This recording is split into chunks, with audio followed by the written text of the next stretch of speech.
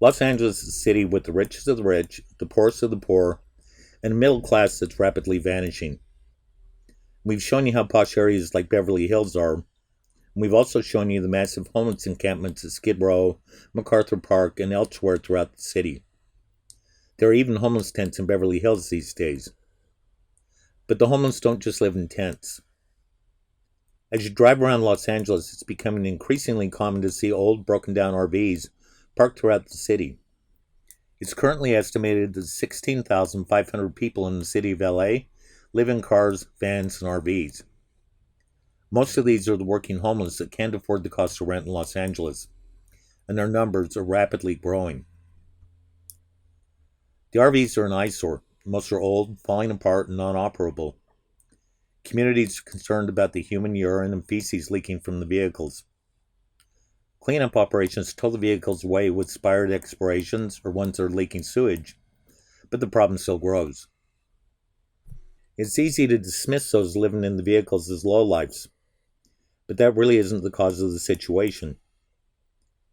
During a span of less than 2 decades, rents in Los Angeles increased by 25%, while wages decreased by 9%. Working people are getting squeezed a little more each year. Housing costs in California are 2.5 times higher than the national average. The average rent for a 2-bedroom apartment is $38.70 a month. To qualify to rent it, you need to earn $11,600 per month or $140,000 a year. The median household income in Los Angeles is just $68,000 a year.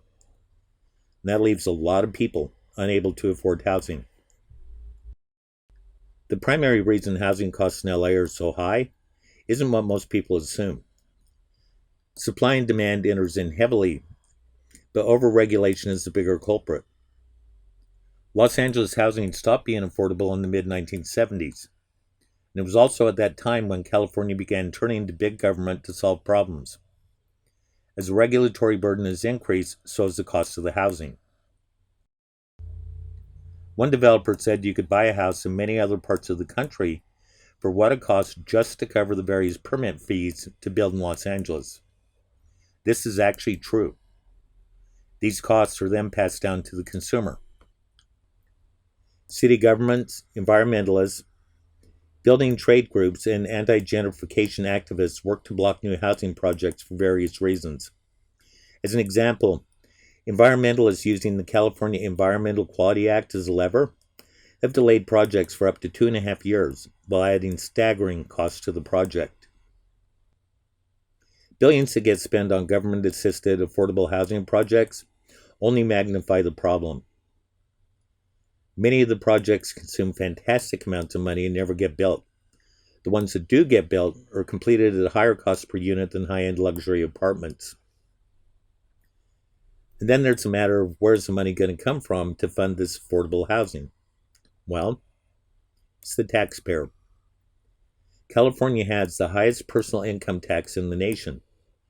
And currently, Governor Gavin Newsom proposes to increase personal income taxes another 3%, while also increasing spending on housing for the homeless to over $1.25 billion in the coming year.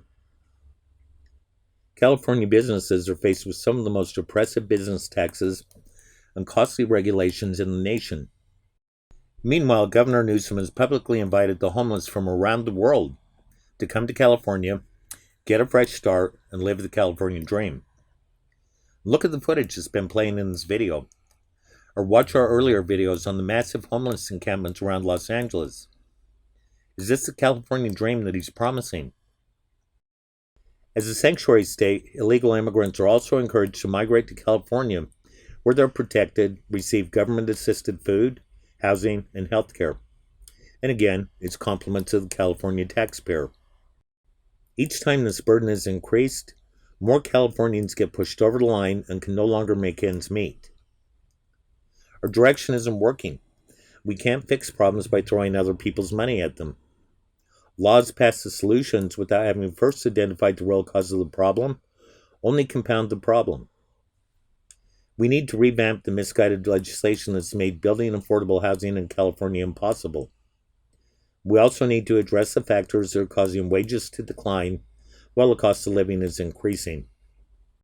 Most of all, we need to address the corruption that allows politicians, housing officials, and corporations to skim hundreds of millions off the top of allocations for affordable housing and produce nothing to alleviate the problem.